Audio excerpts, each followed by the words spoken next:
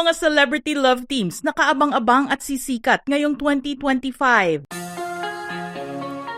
Andres Mulak and Ashton Olviga. Malakas ang usapin ngayon na ang love team ni Andres Mulak at Ashton Olviga na binuo ng Viva, ang isa sa mga love teams na inaabangan ngayon ng mga netizens. Matapos kasing lumabas ang trailer ng una nilang proyekto na ang mutya ng Section E, marami ang nakapansin na bagay silang dalawa. Dahil dito ay tinawag sila ng mga fans na Ash Dress. Pero mas kinikilala sila ngayon as Jayfer, nakuha sa pangalan ng karakter nila sa serye. Inamin din ni Andres sa isang interview noon na kinikilig siya sa kanyang partner at nabalita rin na mayroon silang couple bracelets. Kita rin ng mga fans ang ilang behind-the-scenes clips para sa kanilang proyekto at doon ay napansin nila ang kulitan ng dalawa at nasabing malakas ang kanilang chemistry. Marami rin ang nagsasabing sila ang magiging kapalit ng Jadine Love Team na nagsimula rin sa Viva. Maris Racal and Anthony Jennings. Matapos ang pagkakaroon nila ng malaking issue noong 2024, marami pa rin sa mga fans at supporters ng Maton ang nakaantabay kina Maris at Anthony at sa mga proyektong kanilang gagawin. Mas nanaig nga ang galing nila sa pag-arte kaysa sa pag-usapan kung ano ang nangyari noon, maging ang cheating issue na kinasangkutan nila pareho. Panandalian ding nagpahinga si Maris noong mainit pa ang issue, pero hindi nito pinabayaan ang trabaho at naging professional pa rin. Wala man ito sa promo ng MMFF film na And the Breadwinner Is ni Vice Ganda. Sinigurado naman niya na babawi sa seryeng ginagawa. Hindi pa kasi tapos ang shooting nila para sa bagong action serya ng ABS-CBN na Incognito. First public appearance din nilang dalawa ang presko ng Incognito noong January 7 sa Taguig.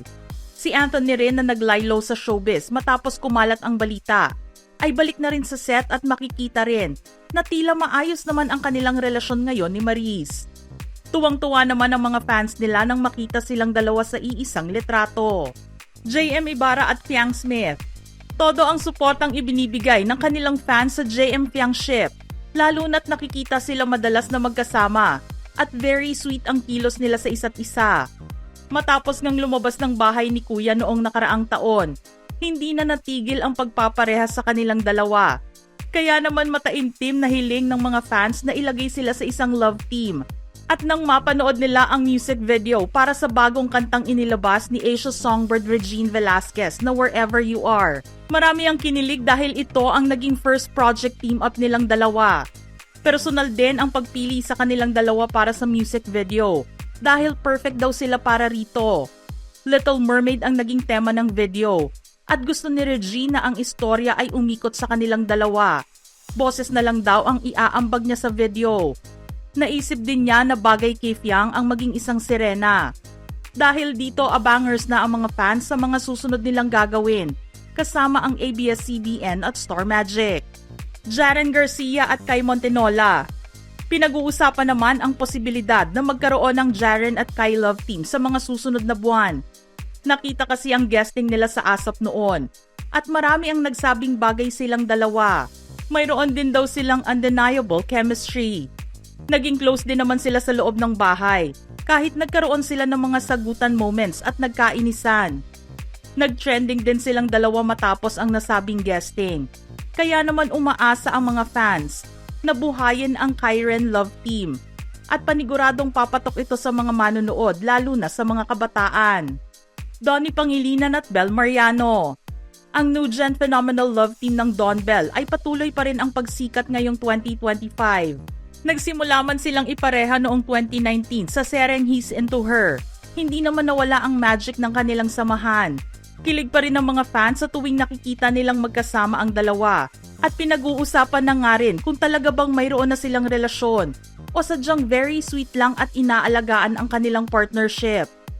Iba na rin kasi ang kilos na nakikita sa kanila ng mga tao, lalo na kapag nasa pampublikong lugar sila.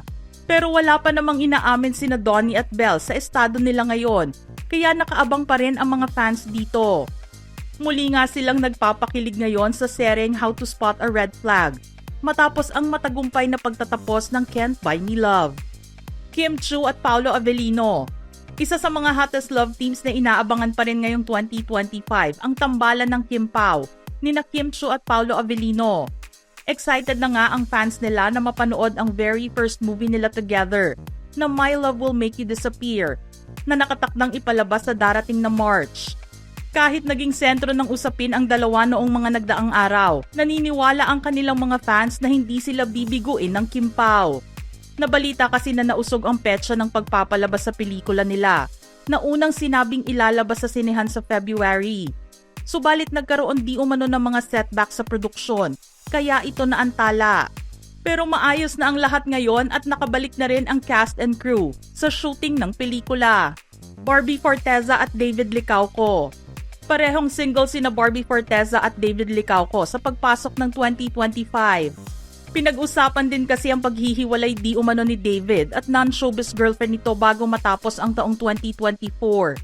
Naging maingay naman ang hiwalayan ng Jack B couple, nina Barbie at Jack Roberto dahil sa 7 taon nilang pagsasama. Nang malaman ng publiko ang tungkol sa love life ng Barda, marami ang nagsabing mas lalo pang sisikat ang kanilang love team na binuo ng GMA Management noong 2023 sa pamamagitan ng sereng Maria Clara at Ibarra. Kahit wala pang balita ngayon tungkol sa pagsasamahan nilang proyekto para sa taong 2025, marami na ang nag-aabang sa kwento ng kanilang future project together. Francine Diaz at Seth Fidelin. Malaki ang pag-asa ng mga Friendset fans na ang kanilang mga idolo ay mapag-uusapan muli ngayong taong 2025. Mula naman kasi noong hindi pa sila ipinapareha sa isa't isa, ay maingay na ang mga shippers na naghahangad na mabigyan sila ng big break sa showbiz. At nang dumating ang kanilang big screen debut na My Future You na nakasali sa MMFF 2024 at isa sa mga pinarangalan bilang Best Picture, marami ang nagsabing iba ang atake na ginawa ng kanilang love team.